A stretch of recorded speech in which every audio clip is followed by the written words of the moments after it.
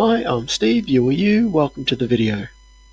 I'm just going to quickly run you through how to write an SEO-friendly blog post on the Brisbane Small Business website and how to actually upload that as well. So you go to your member login.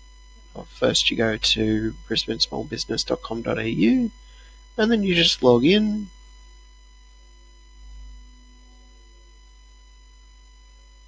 And then you'll want to go to the website blog article.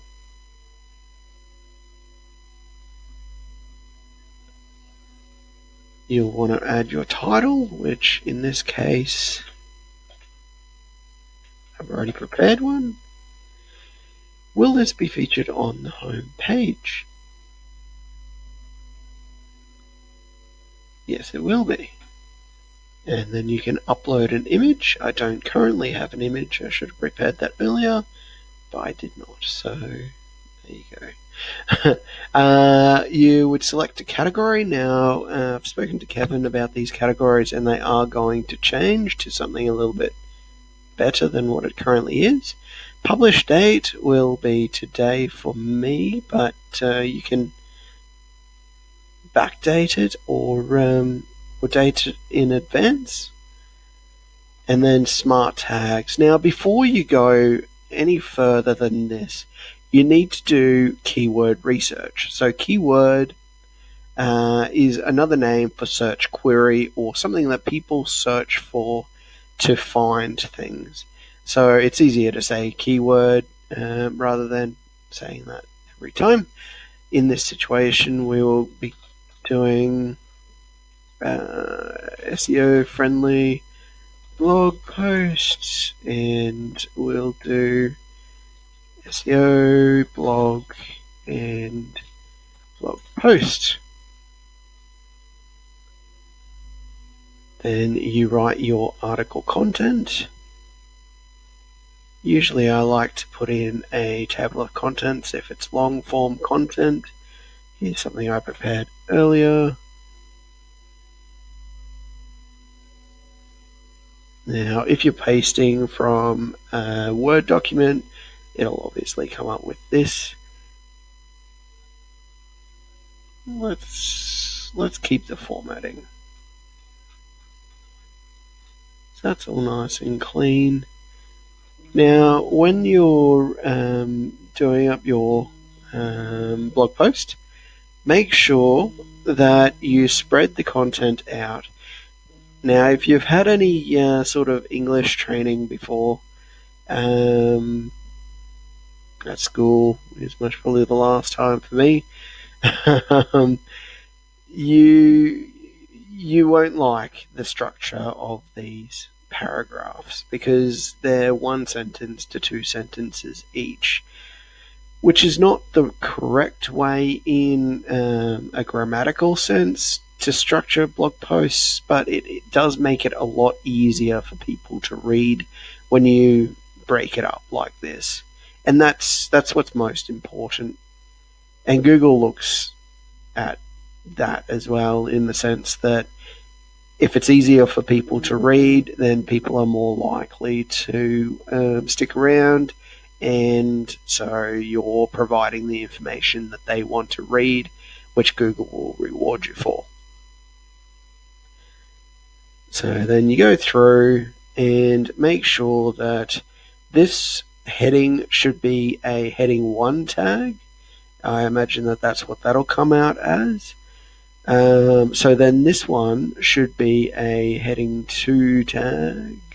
Let's have a look. Yeah, so there's heading 1. This will be heading 2, if I can select it.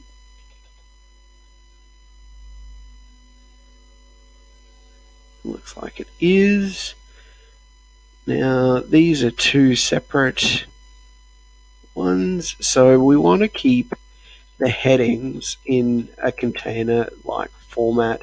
So there'll be multiple heading 2 tags. So each of these will be a heading 2, and then any heading within each of these container headings, let's call them, will be a heading 3. So, for example, blog post structure is the heading 2, and then URL, which isn't relevant in this particular format, but in if you're using WordPress or HTML or any other, or even Wix in this situation, the URL needs to be clear, and you can go and read this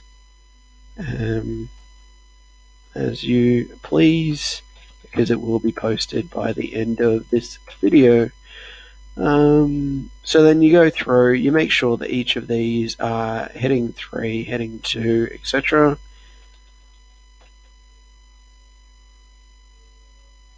And so on. Looks like they already are. Just clean up any formatting issues if you're pasting from Word. And looks like that is all nice and clean. So yeah, headings are an important part. You'll also want to add images. Now, I don't have any images at the moment to add to this, but you will want to add an image. So let's just say that we're wanting to put in this. It was someone's birthday recently, and I like to send memes. It's a little bit different. So, alternative text. You definitely want to fill this alternative text in with something that is relevant to the image. So, in this specific situation, I would go birthday scam or birthday scam. It doesn't really matter which format you have. I think this format is better for Google.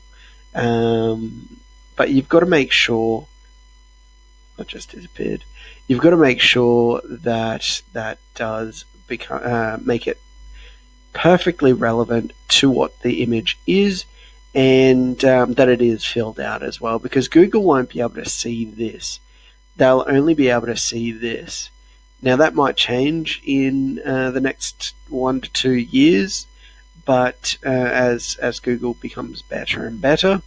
But at the moment, their robots can't see images, so they rely on this alt text. So if it doesn't exist, it's like the image doesn't even exist at all. So if this were a relevant image, I would have something like SEO blog or SEO friendly blog writing, that sort of thing.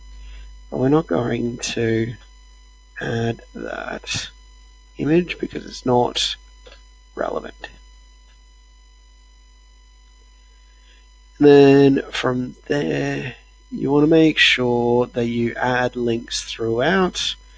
So here I've backed up my statement there with actual, like, I've stated fact, and so I've backed that up with someone who is an influencer in my industry.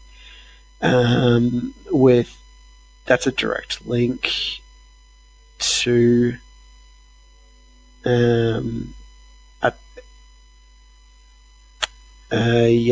what am I thinking of? An article that he's written. It says it right there. You will need to, if you want to add links, you will need to select the text, click on insert link, and then put in the link there. Usually for links external to the website, I'll put in open in new tab, just so that they're not being directed away from your website. And depending on what you're looking at doing, like here, for example, I would put that in because it's taking it away. Here, I would also put it. If they've gotten to the end and you've got a little thing that's sending them off to your own landing page on your own website, and this is a blog article that's written on your website specifically, then you can just have, there we go, you can just have it update, go straight to, instead of going open, you go straight to it, because they've finished, right? They've read through and they finished it. Whereas if they're halfway through and then you send them somewhere else, there's no guarantee. There it is. If they're up here and they click on that, they'll go to that. They won't go back. They'll read that, and unless they're super engaged with your post, they're not going to go back. So it's better to make it really easy for them to go back and just open it in a new window.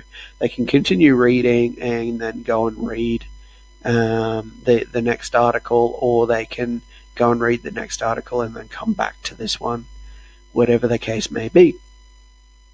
So then we've got internal links.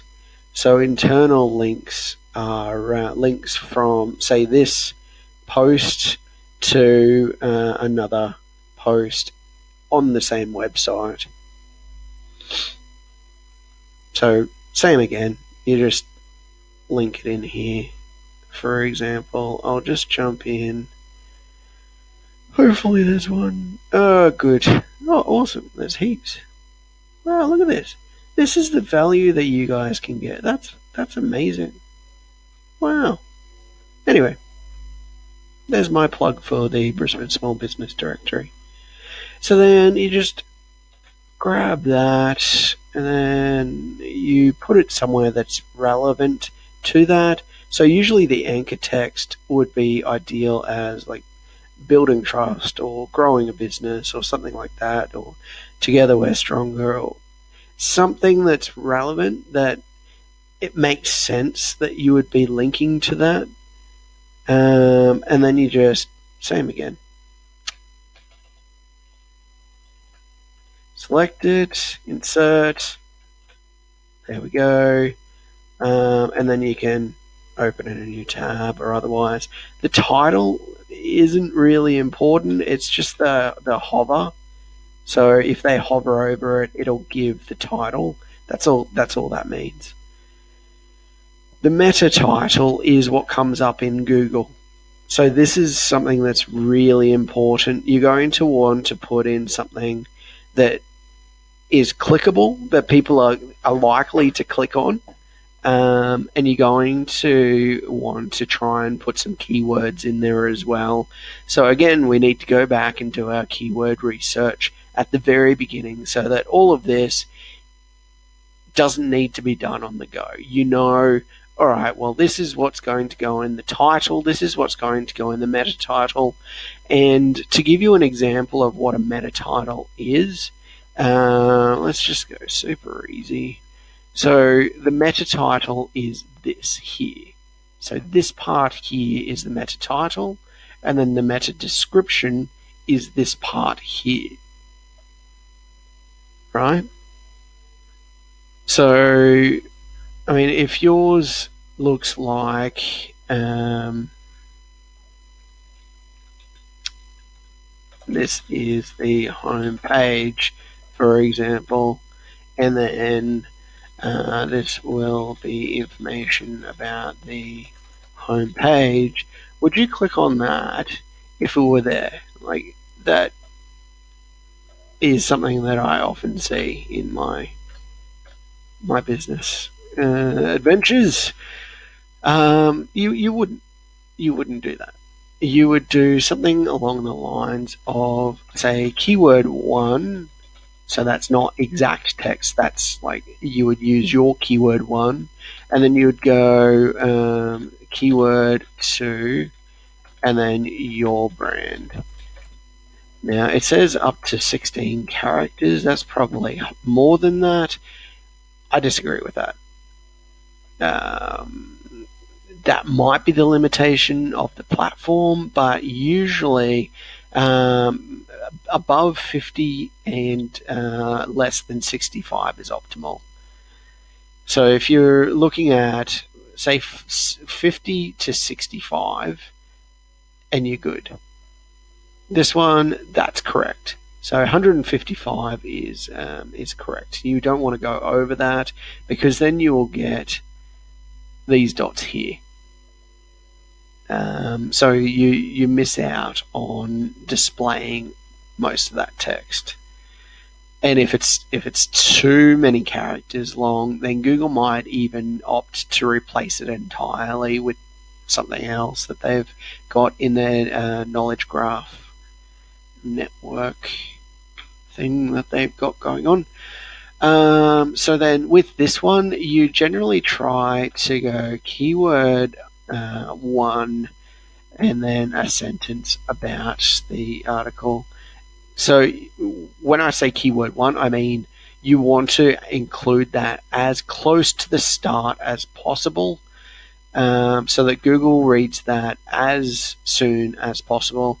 Now, just a little warning, don't just do this where you get a little bit of information from there and then you just paste it in there, because that's not really the right way of doing things. It becomes duplicate text, because this stuff Google reads. So this will sort of go to the top of this, and that Google will go down, it'll read all of this stuff, and then it'll read it again here. So then that, like, Google will read it as if it's written twice and won't reward you for that specific sentence. It just takes away from it. Meta keywords. So the keywords aren't really used by Google anymore, but it might be helpful in this database for search terms and that sort of thing. I'm not sure how the search actually works on here, but it's probably got Ajax or something behind it. Anyway, that's too technical. So you can add keywords. I would for this specific search, but that might be what this is as well. So then you'd go for mine, research, and then optimizing images and title and meta descriptions, blog post structure, I can spell, and so on. And then you just save your changes and it will arrive. Now I am not finished. I'm going to go and optimize this a little bit further by just adding that meta title. Actually, I'm just going to do that. That's another option as well. Right, that's definitely an option. And then to see how many characters that is, I usually just go to word count.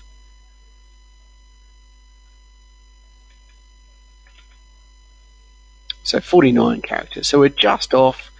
Even if I went like that, let's go with that.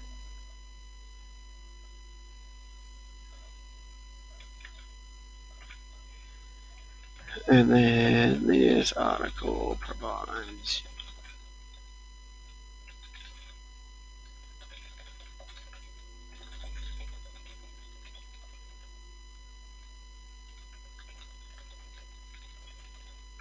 so this should just be a summary, really, of what the article is about. Something that is going to attract and engage the reader as well.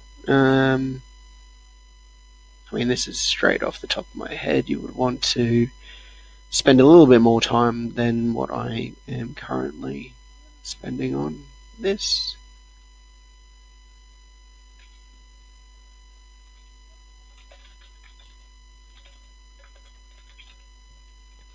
So this is not going to be enough, I imagine.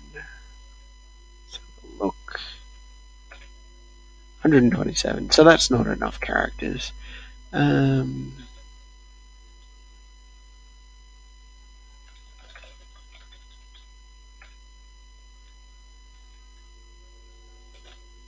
You get the point anyway. All right, so that part is virtually done. I'm just going to go and create an image with Canva and add that as well. So again, you would do that. It's uploading.